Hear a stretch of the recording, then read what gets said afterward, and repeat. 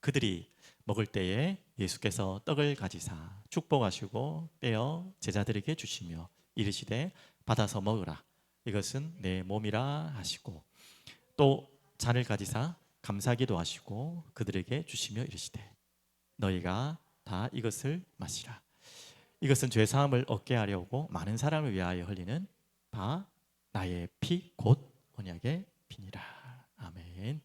오늘 무슨 내용인지 아시겠죠? 바로 성찬 그리고 예수의 이름 함께 좀 나누는 시간 되면 좋겠습니다. 오늘 78문, 79문 하이델베르그 요리 문답 78, 79 두 문인데요. 저번 주 성찬, 오늘도 성찬, 다음 주까지 성찬. 성찬이 3주나 됩니다. 세례는 2주였고요. 그래서 전체가 성례죠. 5주간 지금 계속해서 성찬, 세례, 성례. 성찬 두 번째 시간인데요. 다시 한번 확인해 보겠습니다. 78문, 79문. 제일 먼저 자, 이거 너무 어린아이 같은 질문 같기도 한데 굉장히 중요한 그 당시는 질문이었어요. 떡과 포도주는 실제로 그리스도의 몸과 피로 변화됩니까? 여러분 뭐라고 대답하시겠습니까? 왜냐면 여러분과 저는 너무 잘 알기 때문에 당연히 이게 뭔 질문인가 싶지만 이 질문을 의도하는 내용이 있겠죠. 그 당시에는 계속해서 로마 가톨릭과의 교리 전쟁이라고 하면 그렇지만 교리 싸움이 있었죠. 맞죠? 그럼 미리 말씀드리면 천주교, 로마 가톨릭 어떻게 생각한다는 거죠? 우리는 이미 답을 알고 있고 아닙니다. 한데 네라고 대답할 겁니다. 맞죠? 그래서 실제 이 뭡니까? 이 잔이 이 포도주가 예수님 진짜 피라고요. 떡이 진짜 몸이라고 알고 있다니까요. 그러니까 어떻게 보면 장점은 있을 것 같아요. 엄청 진짜 뭐 말할 수 없는 이거 이 감격과 이건 있겠지만 근데 실제 그렇지는 않죠. 그래서 거기에 대한 부작용이 뭔지 아시잖아요. 그래서 흘렸다. 조금이라도 땅 부스러기를 흘렸다. 어쨌든 그거면 그지. 그거 이제 다 주워 먹어야 돼. 다 닦지도 못해. 그런 참 적어지 없는 이야기도 될 수 있는데 또 이게 있죠. 자 그러면 우리가 알고 있는 개혁주의에서의 의미를 읽었습니다. 아닙니다라는 데요. 그럼 어떤 의미인지 잘 글씨 다 보이시죠? 한번 읽어보겠습니다. 세례의 물이 그리스도의 피로 변화되지 않고 물 자체로 죄를 씻지 못하여 세례 이야기하는 거 연결해서 그것이 다만 구속에 대한 하나님의 표시와 보증이 되었듯이 세례의 물이 이런 의미였잖아요. 우리가 배운 것처럼. 그러니까 예수님의 그 포도주도 그런 의미라는 것입니다. 성만찬의 떡도 성례의 본질과 용어에 있어서 그리스도의 몸이라고 불리워질지라도 그렇게 말을 하지만 그 떡이 그리스도의 실제 몸으로 변화되는 것은 아닙니다. 마찬가지죠. 뭐 아까 말했듯이 피도 떡도 잔도 그리고 떡도 실제 몸과 피는 아니라는 거죠. 자, 그러면 이제 두 번째 질문이 그대로 나오겠죠. 그러면 왜 그리스도께서 떡을 자기 몸이요 잔을 자기 피 또는 자신의 피로 맺은 새 언약이라고 부르셨습니까? 질문 또 연결돼서 그리고 사도 바울이 만찬을 그리스도의 몸과 피에 참여하는 것이라고 말하는 이유는 무엇입니까?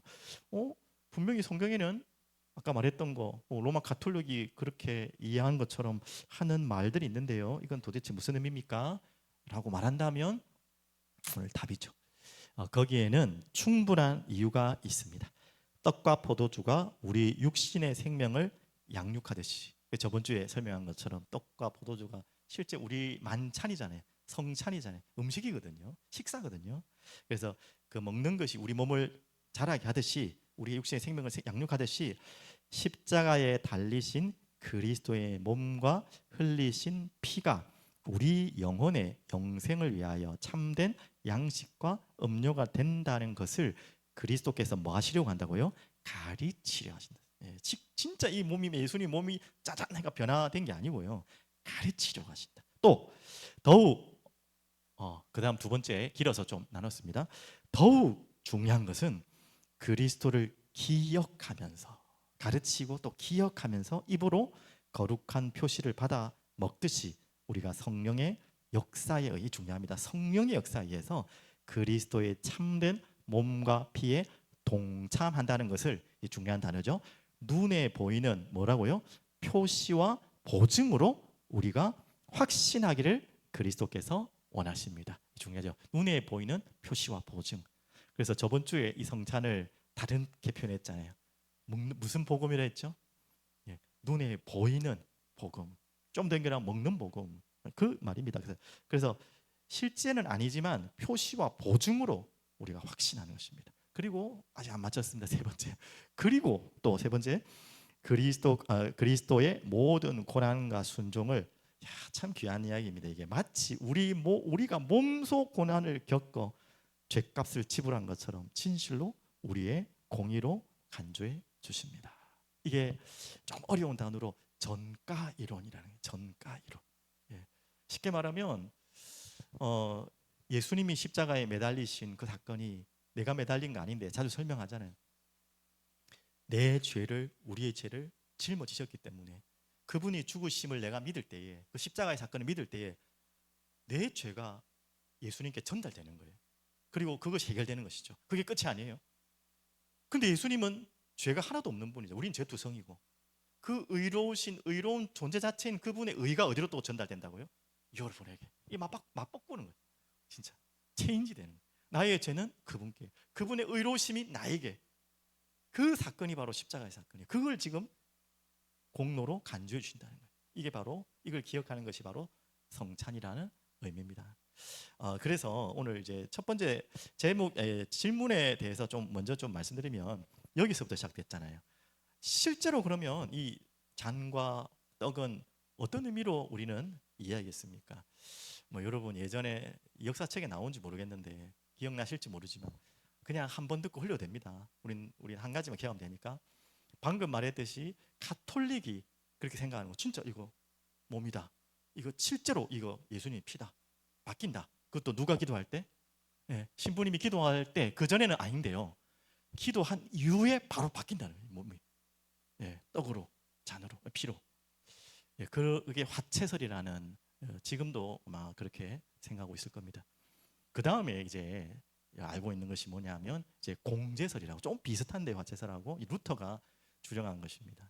루터는 공제설 비슷한데 이 화채설보다는 조금 더 완화된 것인데요. 실제 몸과 실제 예수님의 피는 아닌데, 그렇게 변화된 건 아닌데, 그 예수님이 실제로 임하는 것이다. 여기까지가 이제 공제설. 조금 달라요, 화채설이랑. 그 다음에 이제 쯔빙글리가 이제 주장한 것이 뭐냐면 이제 기념설. 너무 같다, 너무 많이 같다. 그냥 성경 예수님 말씀하는 기념만 하는 것이다. 그냥 기념으로 기억하고 메시지 주고 이런 보이는, 그것도 우리는 취하지 않습니다. 그러면 우리가 취하는 건 영적 임재설이라, 칼뱅이 우리가 주한 개혁교리의 내용이거든요. 그 성찬의 의미 때문에 다 나눠지기도 했어요. 그만큼 중요한데 우리는 영적 임재설. 그러면 이 잔과 피와 포도주와 이 떡은 무슨 말이냐? 실제로 예수님이 하는 게 성령으로 실제로 임재하는. 잉글리처럼 그냥 기념만 하는 건 아니고요. 실제로 우리가 기도하여 할 때 성령께서 실제로 임재하시는 사건이다. 그래서 우리가 이 성찬이 그렇게 중요한 거죠. 하나의, 우리는 잉글리 생각처럼 하시면 안 돼요. 또 그냥 기념하고 그냥 기억하고 그 안에 메시지를 담고 그냥 기도하는 거다라는 게 아니에요. 실제로 성찬할 때 영적으로 성령께서 임재하신다. 가장 우리가 볼 때 합리적이지 않습니까? 예수의 몸과 피가 진짜 온다면 그 감격은 참 어마어마한데 그게 좀 그런 것 같고요. 성령께서 눈에 보이지 않게 실제로 우리가 잔을 먹고 떡을 먹을 때 임재하셔서 역사하시는 시간이면, 그걸 믿는 것입니다. 우리가 믿는 것은. 그래서 참고하시고, 제가 모든 장로교회는 다 이렇게 믿고 또 인도받고 있습니다. 자, 그러면 이제 전체 방금 내용들 저번 주까지 연결해서 세 가지로 정리할게요. 성찬에 대한 세 가지 의미 너무너무 중요해요. 이제 나오겠지만 한마디로 말하면 이 성찬의 모든 의미가 우리의 신앙생활에 그냥 하나 전체 그냥 로드맵이라고 해도 과언이 아닐 만큼 중요해요. 그래서 지금 우리 한국교회 개혁주의 많은 또 신학교 교수님 중심으로 무엇을 회복하자고 목소리를 높이냐면 성찬을 회복하자. 성찬을 회복하자.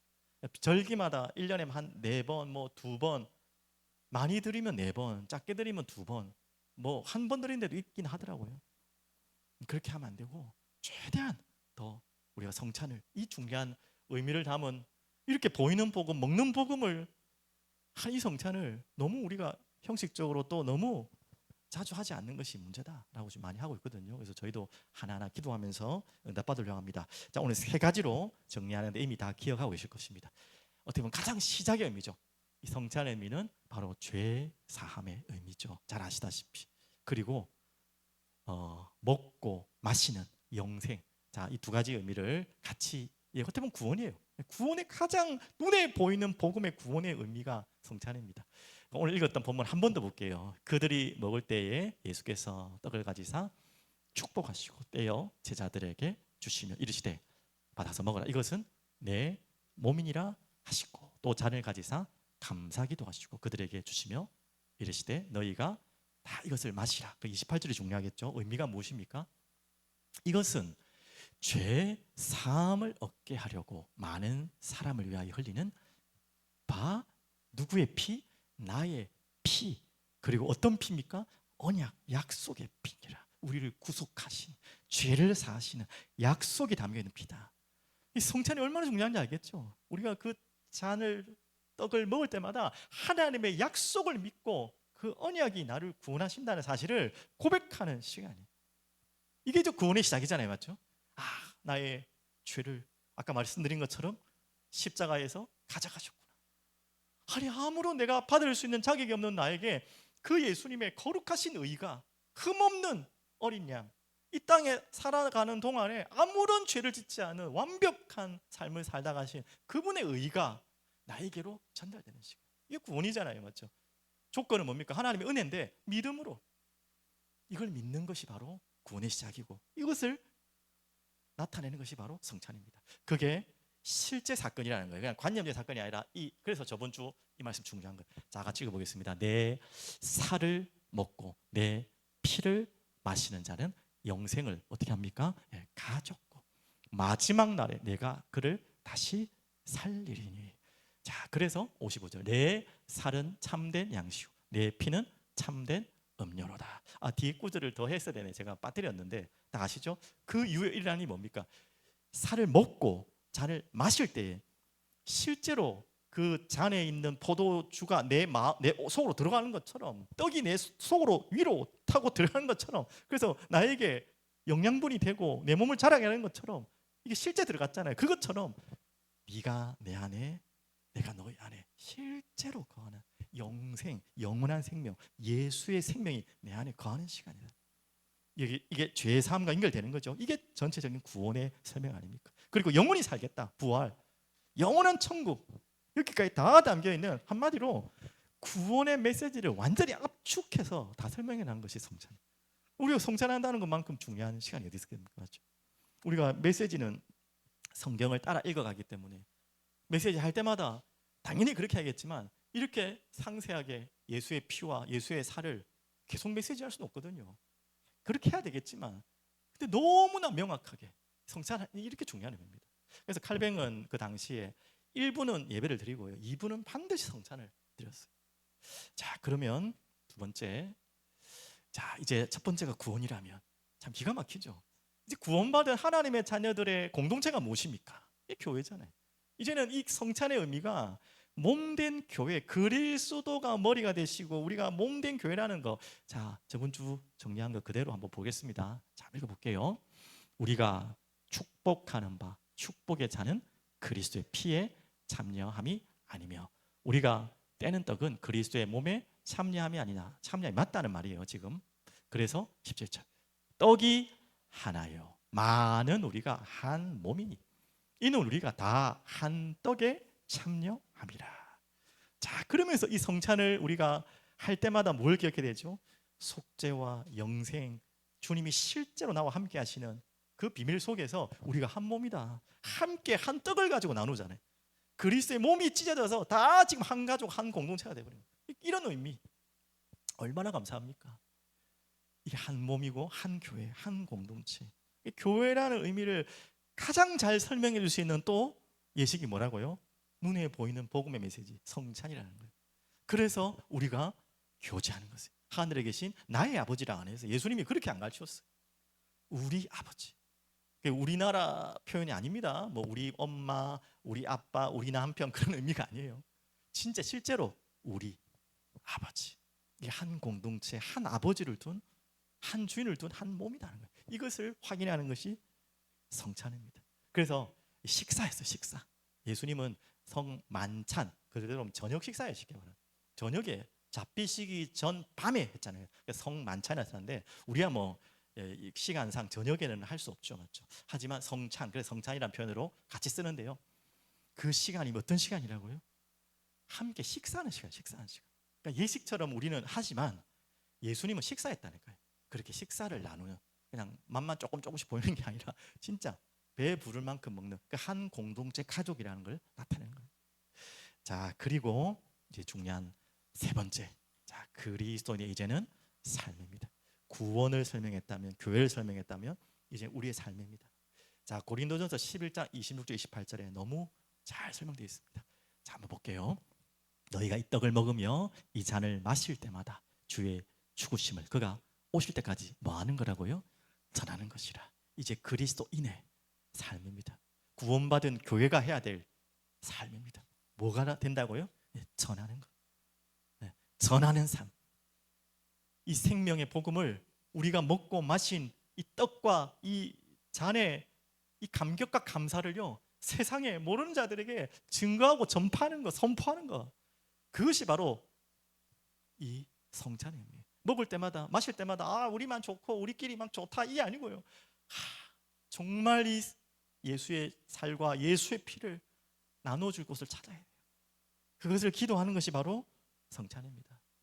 이게 끝이 아니죠. 또 27절에 있습니다. 그러므로 누구든지 주의 떡이나 잔을 합당하지 않게 먹고 마시는 자는 주의 몸과 피에 대하여 죄를 짓는 것이. 갑자기 이 이야기는 왜 나왔을까요? 이게 또한 그리스도의 삶이라는 거예요.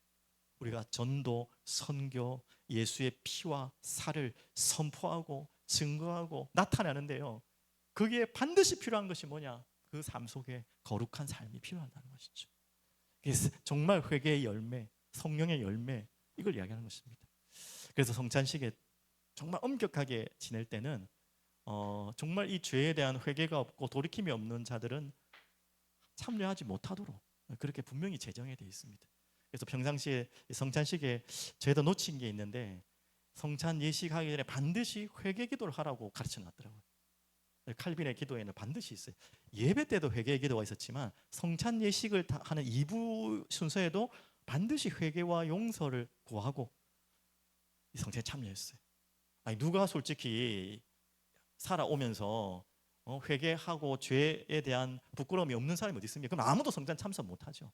그런 의미가 아니라 정말 내가 돌이키며 주님께 용서를 구하고 죄를 고백하며 그런 마음으로, 회개하는 마음으로 참여하는 게 바로 또 성찬이다, 이렇게 나왔습니다. 그래서 세 가지 이제 다 기억하셨죠? 과언이 아니죠.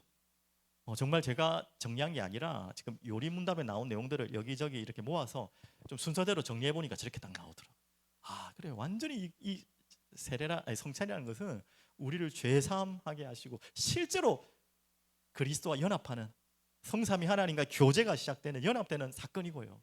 그것을 기억하고 또 실제로 우리가 성찬할 때마다 그걸 또 확인하는 시간이고, 영적으로 실제로 우리가 임재하는 시간이니까. 두 번째는 뭐였습니까? 그리스도의 한 몸된 교회라는, 지체라는, 공동체라는 그것을 다시 확인하는 시간이고, 세 번째는 뭐라고요? 그리스도인의 삶, 선포하고 증거하되 정말 거룩한 삶을 이 세상 가운데 지켜가면서 그렇게 살아가는 것이 그리스도인들의 삶 아니겠습니까? 이 전체 다예요, 어떻게 보면. 그래서 마지막 결론으로 한 구절 더 있었는데요. 사람이 자기를 살피고 그 이후에야 떡을 먹고 이 잔을 마실지라, 같은 말이죠. 자, 그래서 결론입니다. 이제 우리가 고백해야 될 예수의 이름, 우리가 성찬 예식 때마다 반드시 기억하고 또 드러나시는 분이 누굽니까? 예수. 이 성찬은요, 복음을 진짜 보이도록 하는 복음입니다. 모든 그 성찬 예식의 의미를 다 설명했지만 그곳에는 누가 있습니까? 예수의 이름이 있는 것입니다. 그래서 우리가 지금 주기도문을 배우고 있잖아요. 하늘에 계신 우리 아버지요. 기억나시죠? 네. 하늘에 계신 이전에 우리 아버지. 얼마나 감사합니까? 하나님을 나의 아버지로. 지금 여러분 대통령, 뭐 대통령까지 안 가더라도 양산시장님한테 찾아가가지고 좀 부탁할 수 있습니까? 뭐 특별한 일이 있으면 할 수도 있겠죠. 하지만 그게 쉬운 일이 아니고 어쩌다가 내 평생에 한두 번이지. 그렇게 갈 이유도 없고 갈 일도 없어요. 갈지도 못하고 솔직히. 그런데요, 양산시장, 뭐 대통령, 트럼프, 그 누구하고도 비교할 수 없는 하나님 아버지, 하나님이 내 아버지 됐.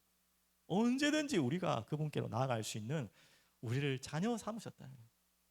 근데 그분이 어디 계신 분이라고요? 멀리 계신 분이 아니고 어딘가에 계신다고 하는 하늘에 계신 게 아니라 창조주 전능하신 하나님 계신.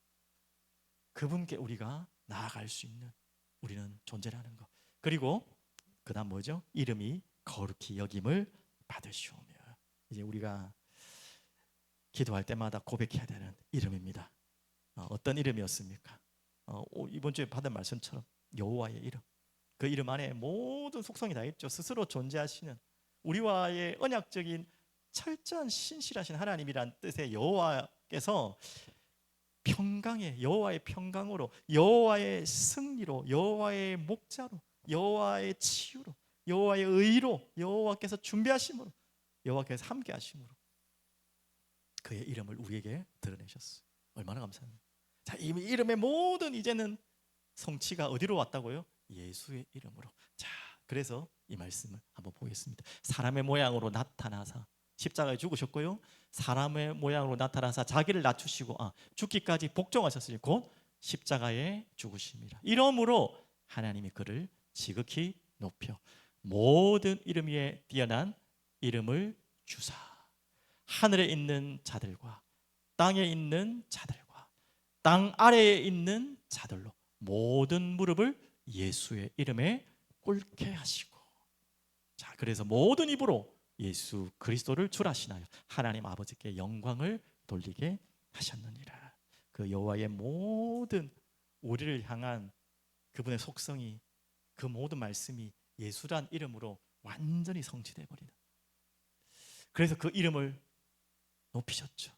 그래서 그 이름을 통하여 하나님 아버지께 영광 돌리도록 우리를 부르셨습니다. 자, 그래서 마지막 구절 보겠습니다. 시편 29편입니다. 너희 권능 있는 자들아 영광과 능력을 여호와께 돌리고 돌릴지어다. 다윗의 고백입니다. 여호와께 그의 이름에 합당한 영광을 돌리며 거룩한 옷을 입고 여호와께 예배할지니라. 오늘 우리에게 허락하신 예수라는 존귀한 만물을 복종케 하는 모든 이름에 뛰어난 이름, 모든 무릎을 예수의 이름에 꿇게 하시는 그 예수의 이름을 붙들고 우리 하나님께 영광 돌리며 찬양하는 고백의 인생으로 하나님 여러분 부르셨고, 그 인생 가운데 허락하신 성찬 어마어마한 비밀이죠. 오늘 이 의미를 붙잡고 하나님께 나아 기도하며 찬양합니다. 기도하겠습니다. 전능하신 주님 감사합니다. 찬양으로 영광 돌립니다. 오늘도 우리에게 허락하신 예수님의 이름으로 전능하신 하나님 아버지를 찬양하며 경배하며 그 이름을 높여드리기를 소원합니다. 우리가 그 이름을 높일 때마다 우리 안에 샘솟는 은혜와 힘과 감사와 감격으로 넘치는 이유를 알게 하시고, 주님 오늘도 주님의 나라가 이곳에 임하게 하여 주시옵소서. 예수 그리스도 이름으로 감사하며 기도드립니다. 아멘.